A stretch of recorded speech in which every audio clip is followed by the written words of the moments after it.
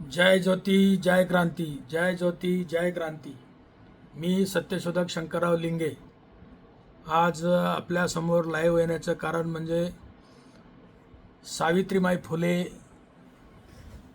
यांचा स्मृतिदिन 10 मार्च. सावित्रीमाई फुले यांचा 129वा स्मृतिदिन.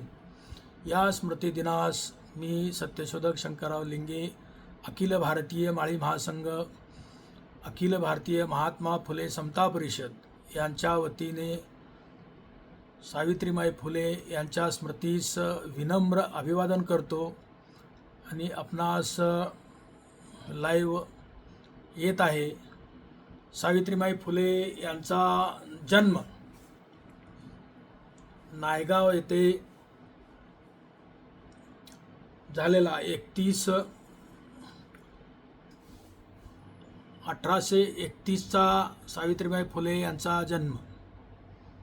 सावित्रीमाई फुले यांचा जन्म 3 जानेवारी 1831चा नायगाव, तालुका खंडाळा, जिल्हा सातारा या ठिकाणी सावित्रीमाई फुले यांचा खंडोजी नेवसे पाटील यांच्या घरी हा सावित्रीमाई फुले यांचा जन्म झाला. आणि जन्मानंतर अवघ्या 9व्या वर्षी सावित्रीमाई फुले यांचा विवाह पुण्याचे महात्मा ज्योतिराव फुले यांच्याशी ठरला आणि त्यांचा विवाह हा 1840च्या आसपास झालेला. सावित्रीमाई फुले यांच्या लग्नाच्या अगोदर महात्मा ज्योतिराव फुले हे शाळेत शिकत होते आणि शाळेत शिकत असताना त्यांची शाळा पंतोजी यांनी गोविंदरावजी फुले म्हणजे ज्योतिराव फुले यांचे वडील यांना सांगून शाळा बंद करण्यास सांगितली. शाळा बंद करण्याचं कारण म्हणजे जर शाळेत मुलगा गेला तर आपली शेतीवाडी बघणार नाही किंवा आपला व्यवसाय वगैरे हा करणार नाही पुढं जाऊन, तर तुम्ही वेळीच सावध होऊन ज्योतिराव यांना शाळेतून काढून टाका आणि आपल्या कामाला लावा, असा सूर त्या ठिकाणी वडण्यात आला. आणि गोविंदरावजी फुले यांनी सुद्धा निर्णय घेतला आणि महात्मा ज्योतिराव फुले यांना शाळा सोडावी लागली. आणि शाळा सोडल्यानंतर हे त्यांचं लग्न झालं. आणि लग्नानंतर परत महात्मा ज्योतिराव फुले यांना शाळेत पाठविण्यासाठी मुन्शी बेग यांनी प्रयत्न केले. आणि त्यावेळचे शिक्षक एक होते आपल्या शाळेमधील मिचेल स्टार्ट, हे मशनरी स्कूलमध्ये मिस फरार ह्या मशनरी स्कूलमधील मिचेल स्टार्ट एक शिक्षक आणि मुन्शी बेग आणि आपल्या सगुणाबाई क्षीरसागर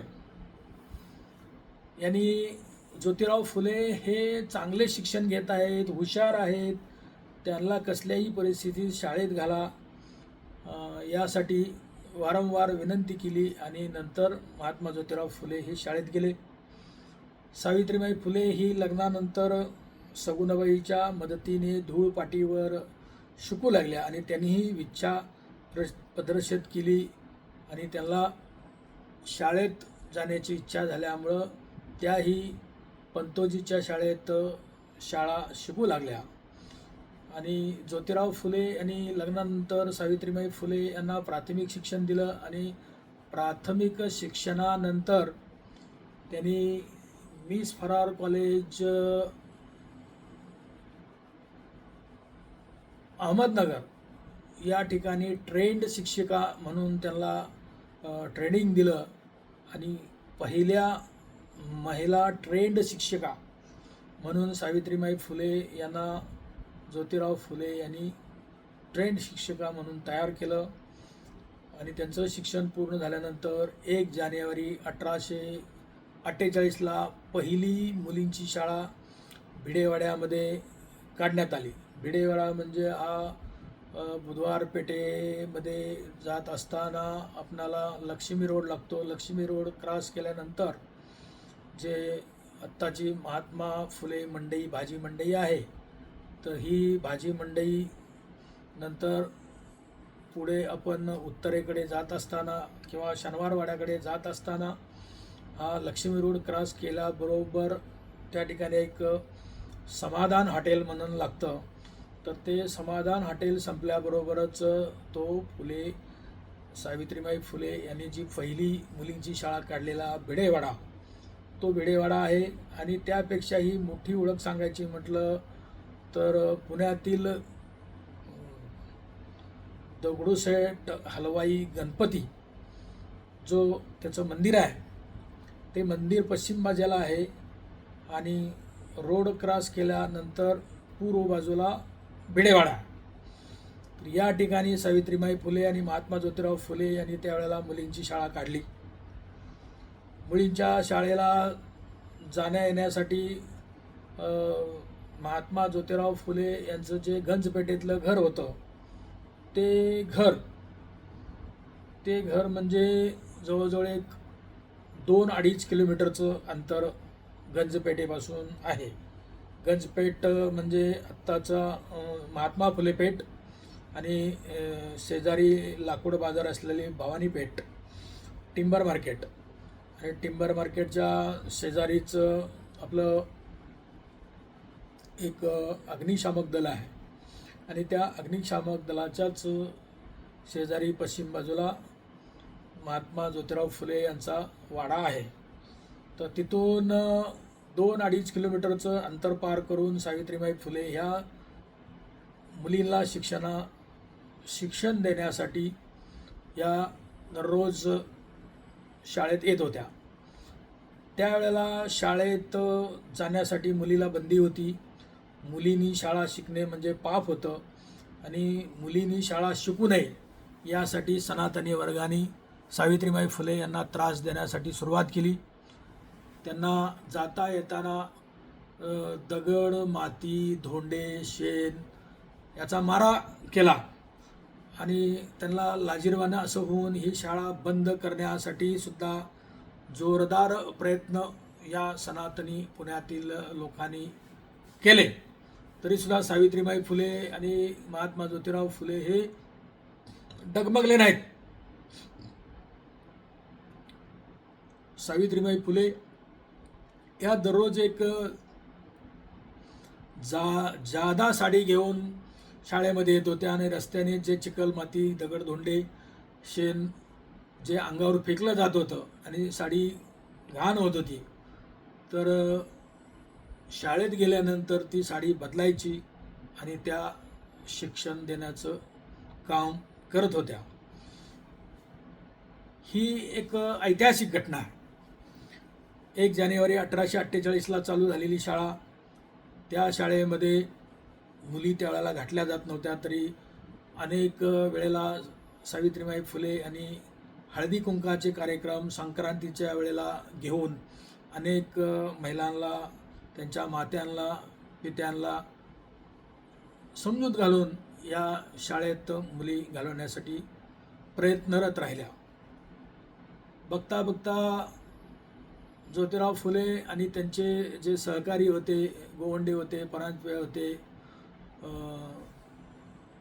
यांच्या मदतीने त्यांनी पुण्यामध्ये 1852 पर्यंत 18 शाळा काढल्या आणि 18 शाळा त्या ठिकाणी काढत असताना काही मुलींच्या शाळा काढल्या. त्यामध्ये त्यांनी काही अस्पृश्य लोकांसाठी दलितांच्या शाळा काढल्या, त्या दलित वस्तीमध्ये काढल्या, झोपडपट्टीमध्ये काढल्या. अशा शाळा महात्मा ज्योतिराव फुले आणि सावित्रीबाई फुले यांच्या प्रयत्नातून या शाळा काढण्यात आल्या आणि या सर्व शाळा परत महात्मा ज्योतिराव फुले यांनी व्यवस्थित चालत आहेत असं पाहिल्यानंतर या शाळा ज्या आहेत त्या त्यांच्या सहकाऱ्यांच्या ताब्यात देऊन त्यांनी नवीन समाज क्रांतीला सुरुवात केली. कारण ज्योतिराव फुले यांनी एक ग्रंथ वाचलेला होता आणि तो ग्रंथ म्हणजे फंडामेंटल राईट्स, मानव अधिकार. हा ग्रंथ त्यांनी त्या मिस फरार कॉलेजमध्ये, मिस फरार शाळेमध्ये, मशनरी स्कूलमध्ये पाहिला होता, तो वाचला होता.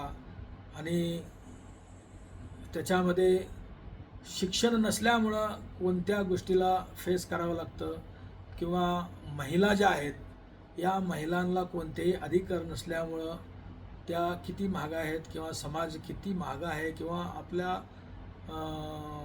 दलितावर, शूद्र, अतिशूद्र यांच्यावर किती परिणाम होतो आहे, किती अत्याचार सोसावे लागत आहेत, हे त्यांनी फंडामेंटल राईट्सच्या माध्यमातून वाचण्यात आलं. आणि त्यांनी त्यानंतर हा जो प्रयोग केलेला आहे, शिक्षणाचा प्रयोग पहिल्यांदा, आणि त्याच्यानंतर मग परत सामाजिक सुधारण्याचं काम चालू केलं. म्हणजे 1863ला त्यांनी आपल्या वाड्यामध्ये एक पाटी लावली की त्यावेळेला लहान वयामध्ये लग्न व्हायची आणि जास्त वयाच्या पुरुषाशी लग्न व्हायची. त्यामुळं पुरुष लवकर त्यांचं निधन व्हायचं आणि मुली आणि या स्त्रिया ज्या आहेत त्या विधवा व्हायच्या. आणि विधवा झाल्यानंतर मग अनेक लोक त्यांचा गैरफायदा घेत होत्या, त्यांच्यावर बलात्कार व्हायचे किंवा त्यांच्यावर अतिप्रसंग व्हायचे आणि त्यातून त्या गरोद राहायच्या. मग गरोद राहिल्यानंतर मग परत तोंड दाखवायला सुद्धा त्यांना जागा उरत नव्हती. अशा वेळेला काय करायचं, तर त्या एकतर भ्रूण हत्या करायच्या किंवा त्या आत्महत्या करायच्या. तर महात्मा ज्योतिराव फुले यांनी आपल्या घरी पाटी लावलेली होती की या अशा प्रकारच्या ज्या महिला आहेत त्यांनी आपल्या इथे यावं, सुखरूप असं प्रस्तुत व्हावं, आणि मूल पाहिजे तर तुम्ही आमच्याकडं ठेवावं किंवा घेऊन जावावं. याच्या अशापैकी त्यांनी आपल्या घरी विधवा संगोपन गृह निर्माण केलं, बालहत्या प्रतिबंधक गृह निर्माण केलं, आणि त्या ठिकाणी महिलांना सुरक्षित बाळंतपण करण्याचं काम सावित्रीबाई फुले यांनी त्या आपल्या घरामध्ये चालू केलं. आणि पुण्यामध्ये एक पत्रकही वाटलं. त्यावेळेला इंग्रज सरकारचा एक कायदा होता की भ्रूण हत्या जर झाली तर त्याला काळ्या पाण्याची शिक्षा होती. म्हणजे जर माहीत पडलं तर महिलांना या काळ्या पाण्याची शिक्षा होत होती. तर त्यांनी पत्रक काढलं आणि पुण्यातील गल्लोगल्ली, खास करून त्यांनी नारायणपेठ, सदाशिवपेठ, नवी पेठ, शनिवार पेठ अशा पेठामध्ये त्यांनी ज्यादा ही पत्रकं वाटली की त्यावेळेला हजारो विधवा स्त्रिया त्या ठिकाणी पुण्यामध्ये होत्या. आणि त्यांची जी फसगत झालेल्या स्त्रिया होत्या त्यांच्यासाठी सांगितलं होतं की काळ्या पाण्याची शिक्षा वाचवायची असेल तर आमच्या घरी या आणि सुरक्षितपणे आपलं बाळंतपण करा आणि आपली मुलं पाहिजे तर ठेवा, पाहिजे तर घेऊन जावं. अशा प्रकारे महात्मा ज्योतिराव फुले आणि सावित्रीबाई फुले यांनी आपल्या घरी पाळणाघर काढलं, विधवा संगोपन घर काढलं, बालहत्या प्रतिबंधक घर काढलं. त्याच ठिकाणी आपल्या वाड्यामध्ये जो पाण्याचा आड होता, विहीर होती, तिथं दलित वस्ती शेजारी भरपूर होती, त्यांना पिण्याच्या पाण्याची टंचाई होती आणि पिण्याचं पाणी हे उच्चवर्णीय लोक त्यांना देत नव्हती. तर आपला घरचा हा आड विहीर, पाण्याची विहीर त्यांनी खुली केली आणि अस्पृश्यता निवारण हा कार्यक्रम सुद्धा त्यांनी त्या ठिकाणी राबवला. सावित्रीबाई फुले यांनी शिक्षण देण्याचं काम चालूच ठेवलेलं होतं. या मुलींच्या शाळेमध्ये त्यांनी शिक्षण देत देत कविता ही संग्रह लिहिलेला होता. तो पहिला कविता संग्रह म्हणजे बावनकशी. बावनकशी हा संग्रह त्यांनी 1855च्या दरम्यान 1852 ते 55च्या दरम्यान प्रकाशित केला. आणि दुसरा एक संग्रह जो त्यांनी केला तो काव्य फुले. महात्मा ज्योतिराव फुले यांचं जे चरित्र आहे ते काव्यामध्ये उतरण्याचं काम ही सावित्रीबाई फुले यांनी केलं. म्हणजे सावित्रीबाई फुले ह्या आद्य कवयित्री होत्या. आद्य कवयित्री. त्यांनी 1852ला पहिला कविता संग्रह लिहिला गेला आणि त्याच्यानंतर 10 वर्षानंतर काहीतरी केशवसुताचा जन्म झालेला आहे. परंतु आद्य कवी केशवसूत म्हणलं जातं. सावित्रीबाई फुले यांना तो बहुमान दिला जात नाही. तर हे इतिहासकार, इतिहास लिहिणारे हे खोटा इतिहास लिहितात हे याच्यावरून सिद्ध होतं. सावित्रीबाई फुले इथंच थांबल्या नाहीत. त्यांनी रात्रीच्या शाळा काढल्या आणि रात्रीच्या शाळामध्ये प्रौढांना शिक्षण देण्याचं काम एकीकडं महात्मा ज्योतिराव फुले पुरुषांना शिकवत होते आणि सावित्रीबाई फुले प्रौढ महिलांना शिकवत होत्या. घरी यांना कुटीर उद्योगाचं शिक्षण सावित्रीबाई फुले देत होत्या. म्हणजे सावित्रीबाई फुले ह्या उद्योगाचंही काम नेटानं या महिलांसाठी करत होत्या. म्हणजे सावित्रीबाई फुले ह्या कुटीर उद्योगाच्याही प्रणेत्या आहेत. सावित्रीबाई फुले यांनी कुटीर उद्योगाचंही शिक्षण या महिलांना दिलेलं आहे. रात्रीच्या शाळांमध्ये त्यांना शिकवण्याचंही काम प्रौढ महिलांना केलेलं आहे. आणि त्यावेळेला 1876-77च्या आसपास पुण्यामध्ये एक मोठा दुष्काळ पडलेला होता. त्या दुष्काळाच्या वेळीसुद्धा सावित्रीबाई फुलेने फार मोठं काम केलेलं आहे. त्याच्यामध्ये त्यांनी पुण्याच्या धनकवडीला एक कॅम्प लावला आणि त्या कॅम्पमध्ये जे अन्ना वाचून मुलं, लहान लहान मुलं, विद्यार्थी जे उपासमार त्यांची होत होती त्यासाठी त्या ठिकाणी कॅम्प लावून स्वतः सावित्रीबाई फुले यांनी स्वयंपाक तिथं करून भाकरी करून सुद्धा या मुलांना जगवण्याचं काम केलेलं आहे.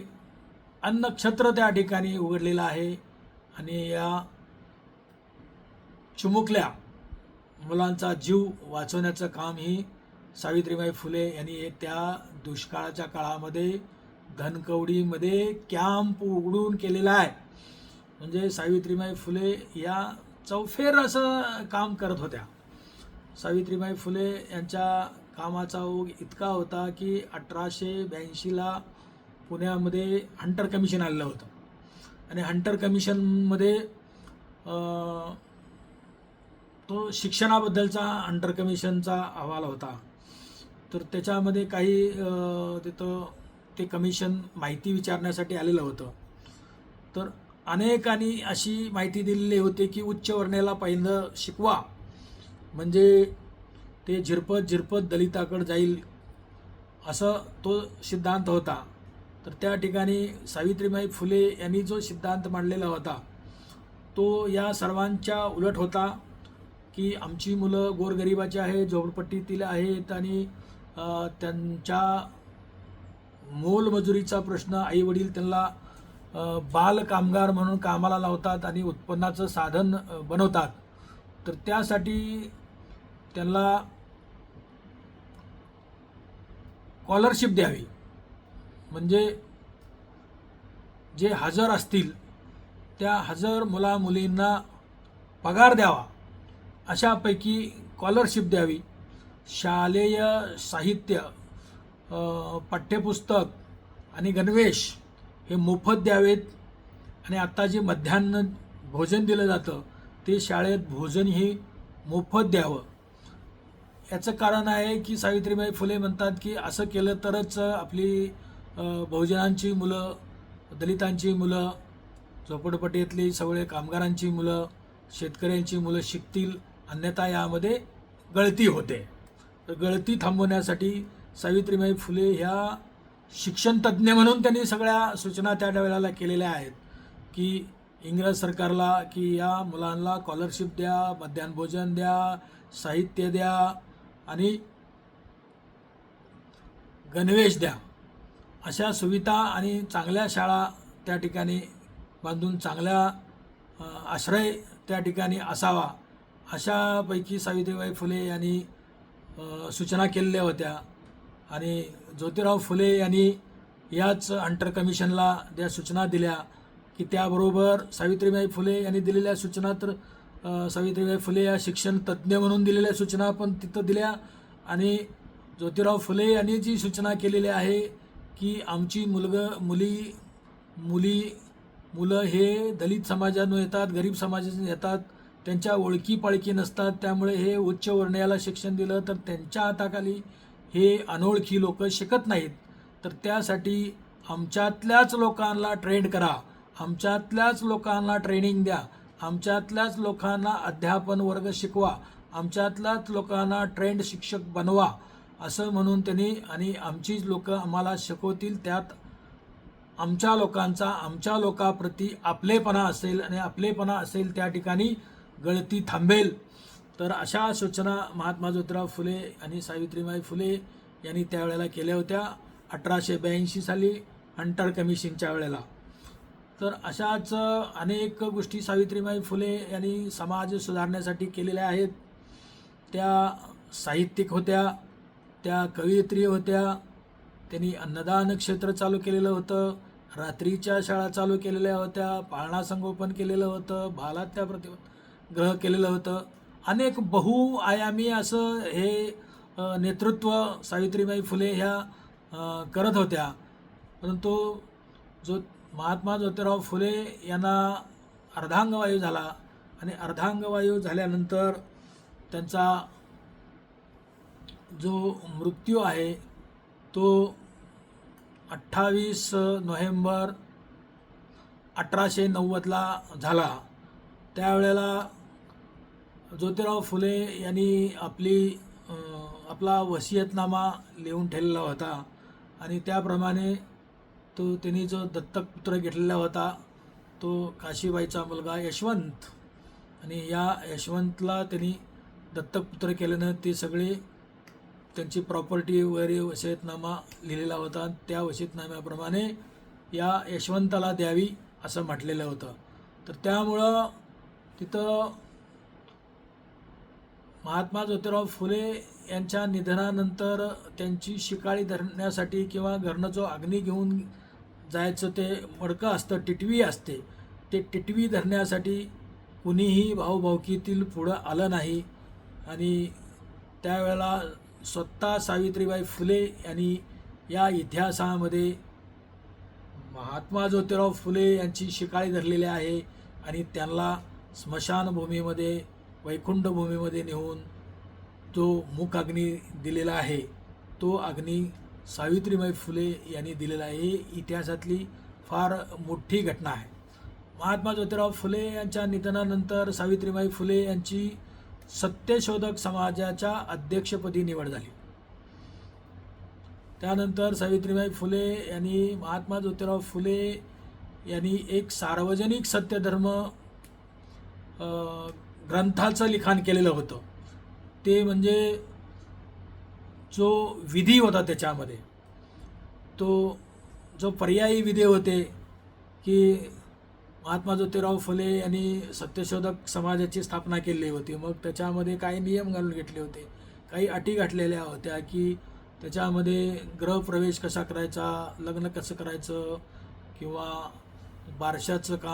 बारशाचं नाव ठेवण्याचं ते कोणत्या प्रकारे करायचं, गृहप्रवेश कसा करायचा, दुकानाचं उद्घाटन कसं करायचं, किंवा लग्नाच्या मध्ये मंगलाष्टका कोणत्या म्हणायच्या, किंवा अंतविधी कसा करायचा, अशा अनेक विधीचं पुस्तक, ग्रंथ महात्मा ज्योतिराव फुले यांनी सार्वजनिक सत्यधर्म असं लिहिलेलं होतं. आणि सार्वजनिक सत्यधर्माच्या त्या ठिकाणी 33 प्रतिज्ञाही त्याच्यामध्ये लिहिलेल्या होत्या. आणि जो सार्वजनिक सत्यधर्माच्या 33 प्रतिज्ञा मान्य करेल त्यालाच सत्यशोधक म्हटलं जातं. तर हे लिहिलेलं तसंच छापायचं राहून गेलेलं होतं, छापणं झालेलं नव्हतं. तर सावित्रीबाई फुले यांनी महात्मा ज्योतिराव फुले यांच्या निधनानंतर सार्वजनिक सत्यधर्म हे पुस्तक त्यांनी छापून काढलं. विशेष म्हणजे महात्मा ज्योतिराव फुले यांना शेवटी पॅरलाइज झालेला होता. तर पॅरलाइज झाल्यानंतर उजव्या हाताने त्यांना लिहिता येत नव्हतं, कारण उजवी बाजू त्यांची निकामी झालेली होती पॅरलाइजमध्ये. तर ती या सार्वजनिक सत्यधर्माचं जे लिखाण आहे ते लिखाण महात्मा ज्योतिराव फुले यांनी डाव्या हाताने लिहिलेलं आहे बघा, आणि पॅरलेस झाल्यानंतर लिहिलेलं आहे. की कारण हे जे महत्त्वाचा ग्रंथ आहे, जो पर्याय आहे, लोक काय म्हणतात पर्याय पाहिजे, तुम्ही अशा पद्धतीनं लग्न करायचं नाही, तशा पद्धतीने गृहप्रवेश करायचं नाही, या पद्धतीनं कोणताही विधी करायचा नाही किंवा अंत्यविधी कसा करायचा, याबद्दल पर्याय काय. तर पर्याय काय तो लिहिण्यासाठी त्यांनी डाव्या हाताचा वापर केला, आणि डाव्या हाताने लिहिलेलं जे लिखाण होतं तो ग्रंथ जो होता तो सावित्रीबाई फुले यांनी महात्मा ज्योतिराव फुले यांच्या निधनानंतर तो ग्रंथ प्रसिद्ध केलेला आहे. तर सावित्रीबाई फुले यांनी सत्यशोधक समाजाची धुरा चांगल्या प्रकारे सांभाळली. अनेक अधिवेशनाच्या त्या अध्यक्ष झाल्या आणि अनेक अधिवेशनं त्यांनी गाजवली. अनेक अधिवेशनामध्ये सार्वजनिक सत्यधर्माचं काम चालू केलं. इकडं महात्मा ज्योतिराव फुले यांनी स्थापन केलेल्या ज्या शाळा, पहिल्या 18 शाळा, आणि नंतर पुणे आणि पुण्याच्या आसपासच्या परिसरामध्ये सुद्धा, नगरमध्ये किंवा अहमदनगरमध्ये किंवा त्यावेळचा अहमदनगर आत्या अहिल्यादेवी होळकर नगर किंवा सातारा जिल्ह्यामध्ये अशा अनेक ठिकाणी त्यांनी शाळा चालू केलेल्या होत्या. तर त्या शाळेचंही त्या ठिकाणी त्या निरीक्षण करत होत्या. त्याचबरोबर मुंबईमध्ये 1892ला एक मोठी जातीय दंगल घडली. तर ती दंगल थांबवण्यासाठी सावित्रीबाई फुले या पुण्यावरून मुंबईला गेल्या, आणि मुंबईला नारायण मेघाजी लोखंडे जे सत्यशोधक होते, गिरणी कामगारांचे नेते होते, आद्य कामगार नेते म्हणजे आपले नारायण मेघाजी लोखंडे, त्यांनी ते एक मिल्स हँड असोसिएशन नावाची संस्था स्थापन केली होती, कामगार संस्था आणि कामगार संघटना. तर त्या संघटनेच्या मार्फत मुंबईमध्ये त्यांनी ही जी दंगल होती ती दंगल कमी करण्यासाठी या कामगारांच्या संघटनेच्या मार्फत मुंबई पिंजून काढली, आणि मुंबईमध्ये घरोघरी जाऊन, प्रत्येकाच्या घरी जाऊन त्या ठिकाणी या दंगलीविषयी माहिती दिली, आणि एक दंगल निवारण करण्यासाठी एक सभा बोलवली. ती सभा भायखळ्याला बोलवली होती. तर त्यावेळेला मुंबईची लोकसंख्या ही 6 लाख होती. 6 लाख लोकसंख्या असलेल्या मुंबईमध्ये भायखळ्याला सावित्रीबाई फुले यांच्या नेतृत्वाखाली आणि नारायण मेघाजी लोखंडे यांच्या नेतृत्वाखाली आणि सत्यशोधक समाजाच्या नेतृत्वाखाली जी मीटिंग झाली, जी सभा झाली, त्या सभेला 60,000 लोक होते. 60,000 लोक त्या ठिकाणी या दंगली शमवण्यासाठी झाली, आणि तिथं त्या ठिकाणी सत्यशोधक समाजाच्या मार्फत सावित्रीबाई फुले यांनी भाषण केलं, आणि दंगल झाल्यानंतर कसे आपले नुकसान होते, कसे दलिताचे नुकसान होते, कसे कामगाराचे नुकसान होते, तेवढे उच्चवर्णीयाचे नुकसान होत नाही, आपल्या गोरगरिबांचे, शूद्र अतिशूद्रांचे किती नुकसान होते हे समजावून सावित्रीबाई फुले आणि सत्यशोधक समाजाने त्यावेळेला सांगितलं, आणि ती दंगल थांबली. 1892ला झालेली दंगल, जी दंगल थांबली, ती 100 वर्ष मुंबईमध्ये दंगल पुन्हा झाली नाही. ती 1992लाच झाली. ती म्हणजे आपल्या बाबरी मस्जिद पाडल्यानंतर दंगल झालेली मी ऐकलेलं आहे. म्हणजे 100 वर्ष दंगल सावित्रीबाई फुले आणि सत्यशोधक समाजाने जे भाषणं केली त्याच्यावर पुन्हा झाली नाही. म्हणजे ते काय तंत्र होतं हे सुद्धा तंत्र सरकारने हाताळलं पाहिजे, सरकारने त्याच्यावर अभ्यास केला पाहिजे. आणि आत्ता ज्या काय जाती दंगली होतात, भारतामध्ये होतात किंवा देशामध्ये होतात किंवा मोठ्या मोठ्या शहरामध्ये होतात, महाराष्ट्रामध्ये होतात किंवा करण्याचा प्रयत्न केला जातो, तर त्या होऊ नये यासाठी काय उपाय करावा किंवा झाल्या तर त्या कशा कंट्रोलमध्ये आणाव्यात यासाठी या सावित्रीबाई फुले यांनी जे काम केलेलं आहे त्या कामाचा आढावा घेणे आत्ता सध्या अत्यंत गरजेचं आहे. सावित्रीबाई फुले ह्या मुंबईमध्येच एकदा प्लेगाच्या साथीचा रोग आला होता. 1896ला प्लेगाच्या साथीचा रोग आला आणि प्लेगाच्या साथीच्या रोगामध्ये अनेक लोक गळ्याजवळ हे वगैरे त्याची गाठ व्हायची आणि गाठ झाल्यानंतर ते प्लेगाच्या साथीनं त्यामध्ये मृत्यू व्हायचा. तर हे थांबवण्यासाठी सत्यशोधक समाजाचे किंवा पुणा कमर्शियल कॉन्ट्रॅक्ट कंपनीचे जे भागीदार होते त्या भागीदारांच्या माध्यमातून त्यांनी पुण्यामध्ये आरोग्य निवारणाचे कॅम्प काढले आणि त्या ठिकाणी औषध उपचार करून त्या औषध उपचाराच्या मध्येच त्यांनी हा प्लेगाच्या साथीचा रोग कंट्रोलमध्ये आणण्याचं काम मुंबईमध्ये त्यांनी 1896ला केलं. आणि त्या मुलांची साथ होती ती नारायण मेघाजी लोखंडे यांची होती आणि नारायण मेघाजी लोखंडे यांचा मृत्यू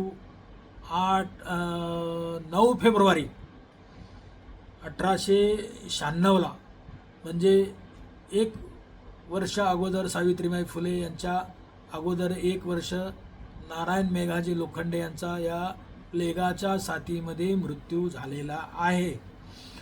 त्यानंतर सावित्रीबाई फुले यांनी पुण्याकडे आपला मोर्चा वळवला, कारण पुण्यामध्ये सुद्धा मोठ्या प्रमाणात 1897ला प्लेगाची साथ आली आणि त्या प्लेगाच्या साथीमध्ये जे मोठे मोठे लोक होते, काही उद्योजक होते, काही श्रीमंत लोक होते, ते पुणे सोडून त्यांनी पलायन केलं, पुणे सोडून पळून गेले. परंतु सावित्रीबाई फुले या पुणे सोडून पळून गेले नाही. उलट त्यांचा जो यशवंत म्हणणारा जो मुलगा होता तो मिलिटरीमध्ये होता, मिलिटरीमध्ये डॉक्टर होता आणि डॉक्टर असल्यानंतर त्याला पत्र पाठवून बोलवून घेतलं आणि पुण्याच्या हडपसरमध्ये ज्या ठिकाणी ससाणे नगर आहे, वानवडी आहे, त्या ठिकाणी त्यांनी कॅम्प लावला आणि त्या कॅम्पमध्ये जे या प्लेगाच्या साथीनं जे आजारी पडलेले आहेत त्या लोकांना औषध उपचार करून त्यांचा रोग बरा करण्याचं काम सावित्रीबाई फुले या करत होत्या. त्यावेळेला यशवंत म्हणाला, आई तू या लोकांना औषध उपचार करत आहेत, परंतु औषध उपचार करत असताना तू त्याच्या संपर्कात अतिसंपर्कात जात आहे, त्यामुळे तुला सुद्धा असा रोग होण्याची शक्यता आहे. त्यावेळेला यशवंताला सावित्रीबाई फुले म्हणल्या की शेठजी असे असले तर असे म्हणले नसते. शेठजी म्हणजे महात्मा ज्योतिराव फुले यांना त्या शेठजी असं म्हणत होत्या. तर सावित्रीबाई फुले या थांबल्या नाहीत, यशवंतनं इशारा दिला तरी सुद्धा थांबल्या नाहीत. त्या असंच काम करत राहिल्या आणि एके दिवशी एक दलिताचा मुलगा 10-12 वर्षाचा मुलगा असेल, तर तो तापाने फणफणत होता आणि त्याला या प्लेगाच्या साथीनं घेरलेलं होतं. तर त्याला चालताही येत नव्हतं, उठता बसता येत नव्हतं. त्या मुलाला आपल्या चादरीमध्ये गुंडाळून झोळी करून त्यांनी असं डोक्याला अडकावून पाठीवर असं घेऊन त्या अशा सावित्रीबाई फुले आपल्या कॅम्पमध्ये आल्या आणि तिथं त्यांनी औषधोपचार केला. यशवंतने औषधोपचार केल्यानंतर पांडुरंग गायकवाड नावाचा दलिताचा मुलगा त्या आजारातून बरा झाला, परंतु सावित्रीबाई फुलेंना या पांडुरंग गायकवाड या मुलाला पाठीवर घेऊन आल्यामुळे त्याला लागण झाली आणि सावित्रीबाई फुले यांचा 10 मार्च 1897ला पुण्यामध्ये या कॅम्पमध्येच हडपसर भागामध्ये, वानवडी या भागामध्ये, ससानी नगर वगैरे या भागामध्ये तिथं त्यांचा देहांत झालेला आहे. तर सावित्रीबाई फुले ह्या सर्वोच्च कोटीच्या या समाज सेविका होत्या, समाज सुधारक होत्या. या अशा या क्रांती ज्योतीचा मृत्यू हा काम करत करत झालेला आहे. कधीही त्या आजारी पडून जास्त दिवस खिळून राहिलेला नाहीत. तर या प्लेगामध्ये त्यांचं निधन, अकाली निधन झालेलं आहे. आणि या सावित्रीबाई फुले यांचा हा असा समाजसेवा करत करत जो देहांत झालेला आहे, अशा सावित्रीबाई फुले यांच्या 129व्या स्मृतिदिनानिमित्त मी पुन्हा अखिल भारतीय माळी महासंघाच्या वतीनं, सत्यशोधक समाजाच्या वतीनं आणि अखिल भारतीय महात्मा फुले समता परिषदेच्या वतीनं विनम्र अभिवादन करतो. सावित्रीबाई फुले यांनी एवढं मोठं काम केलेलं आहे, याचा वसा आणि वारसा पुढे चालू ठेवण्याचं काम आपल्याला करायचं आहे. आणि ते काम करत असताना शासनानेही काही आपल्याला मदत केली पाहिजे आणि शासनही मदत करत आहे. त्याबद्दल आमची काही शंका तशी जास्त नाही आहे. तरीसुद्धा सावित्रीबाई फुले यांच्या निधनानंतर आता त्यांचे आणि महात्मा ज्योतिराव फुले यांचा जन्मदिवस हा द्विशताब्दी जवळजवळ साजरी केली जाणार आहे. की या वर्षी म्हणजे 11 एप्रिल 2027ला जी जयंती येणार आहे, ती जयंती पासून दुसऱ्या जयंतीपर्यंत म्हणजे 200 वर्षाचं हे वर्ष येणार आहे. द्विशताब्दी जयंती वर्ष म्हणून हे वर्ष साजरं केलं जाणार आहे. असं महाराष्ट्र शासनाने आता आर्थिक बजेटमध्ये बजेट सादर केलं, त्याच्या सुरुवातीला सांगितलेलं आहे. त्यानंतर 15 ऑगस्टला देशाचे पंतप्रधान नरेंद्रभाई मोदी यांनी सुद्धा लाल किल्ल्यावरून घोषणा केलेली आहे की महात्मा ज्योतिराव फुले यांची 200वी जयंती देशभर साजरी केली जाणार आहे. तर त्या निमित्तानं माझ्या काही मागण्या आहेत. तर त्या मागण्या म्हणजे महात्मा ज्योतिराव फुले आणि सावित्रीबाई फुले यांचं अफाट कार्य मुंबईमध्ये आहे, म्हणून सावित्रीबाई फुले आणि महात्मा ज्योतिराव फुले यांचं आंतरराष्ट्रीय दर्जाचं स्मारक हे मुंबईमध्ये झालं पाहिजे. आणि ते स्मारक मोठं असं जागतिक दर्जाचं त्या ठिकाणी ग्रंथालयही झालं पाहिजे. आणि त्याच्यामध्ये सर्व साहित्य त्याच्यामध्ये मिळालं पाहिजे. जगात जी पुस्तकं मिळत नाहीत, जे ग्रंथ मिळत नाहीत, ते ग्रंथ त्या ठिकाणी मिळाले पाहिजेत. असं साहित्य ग्रंथालय आणि स्मारक हे मुंबईमध्ये व्हावं. आता महात्मा ज्योतिराव फुले यांनी मुंबईमध्ये किती कामं केली आता मी सांगत नाही, कारण आज सावित्रीबाई फुले यांच्या स्मृतिदिनानिमित्त मी सांगत आहे. तर मुंबईमध्ये हे स्मारक व्हावं. त्याचबरोबर सावित्रीबाई फुले यांनी जी मुलींची पहिली शाळा काढली भिडेवाड्यात, तो भिडेवाडा आता अधिग्रहण केलेला आहे आणि त्यालाही 200 कोटी रुपयाचं जवळजवळ बजेट दिलेलं आहे आणि त्याचंही काम प्रगतीपथावर आहे. ते आणखी जोरात होईल. आणि हे महात्मा ज्योतिराव फुले यांची द्विशताब्दी आणि सावित्रीबाई फुले यांची 2031ला द्विशताब्दी आहे, जन्म द्विशताब्दी. तर त्याच्या आतमध्ये हे सगळे कामं पूर्ण व्हावीत. आणि महात्मा ज्योतिराव फुले आणि सावित्रीबाई फुले यांचा पूर्ण आकृती पुतळा हा देशातील प्रत्येक जिल्ह्याच्या ठिकाणी झाला पाहिजे, तरच मग ही जयंती साजरी केल्यासारखं होईल. किंवा कुठंतरी एक दिवशी फोटो लावला जाईल आणि त्याला हार घालून पुन्हा 100 वर्षे त्याचे स्मृती राहणार नाहीत.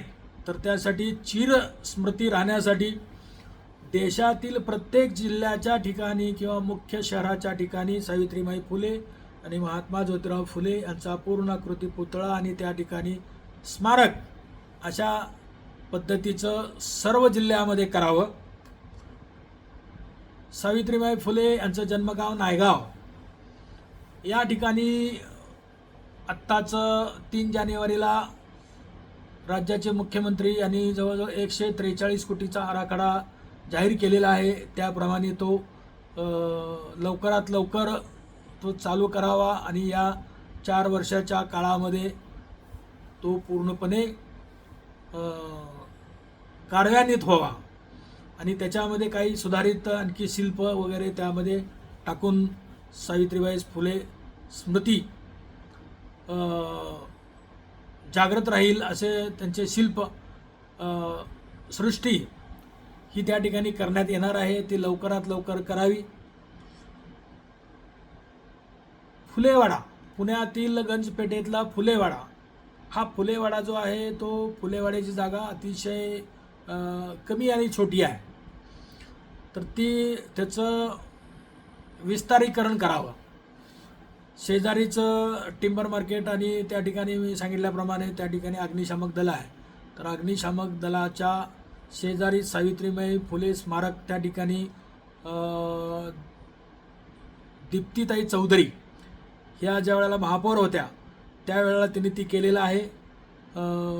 तर त्यांचंही मी या ठिकाणी अभिनंदन करीत आहे की त्यांनी ते फार मोठं काम केलेलं आहे. ते 1-1.5 एकर जागेमध्ये ते पुण्याच्या सारख्या ठिकाणी केलेलं आहे आणि त्याच्याच शेजारी 1-1.5 एकर जागा किंवा 2 एकरच्या आसपास जागा जे त्या ठिकाणी रहिवासी वस्ती आहे. तर त्या वस्तीला पर्यायी जागा देण्यासाठी 1000 कोटीचा निधी शासनाने ठेवलेला आहे. परंतु यावर महानगरपालिका अद्याप काम करत असल्याचं चित्र दिसत नाही. तर शासनाने या ठिकाणी त्यावर एक कमिटी नेमावी आणि कमिटी नेमून सावित्रीबाई फुले स्मारक पुणे टिंबर मार्केट अग्निशामक दलाजवळील आणि त्याच्यामधला पॅसेज हा काढून त्या ठिकाणी महात्मा ज्योतिराव फुले वाड्यापर्यंत ते पटांगण मोठं करून त्या ठिकाणी त्या पटांगणामध्ये दरवर्षी विविध कार्यक्रम घेण्यासाठी आणि महात्मा फुले सावित्रीबाई फुले यांनी जे कार्य त्या वाड्यातून केलेलं आहे त्या कार्याची झलक त्या ठिकाणी शिल्परूपाने मोठ्या प्रमाणात करावी ही एक मागणी आमची आहे. आणि दुसरी मागणी म्हणजे महात्मा ज्योतिराव फुले यांची कुलभूमी आहे कटगुण, तिथंही मोठ्या प्रमाणात स्मारक होईल असं सोलापूर जिल्ह्याचे पालकमंत्री आणि त्या भागाचे आमदार माननीय जयकुमार गोरे साहेब यांनी सांगितलेलं आहे. कारण गोरे साहेबाचं मूळ गावसुद्धा ते कटगुणच आहे आणि जयकुमार जयाभाऊ हे सुद्धा गोरे म्हणजे महात्मा ज्योतिराव फुले यांचं सुद्धा ओरिजिनल सरनेम हे जे आडनाव आहे ते गोरेच होतं.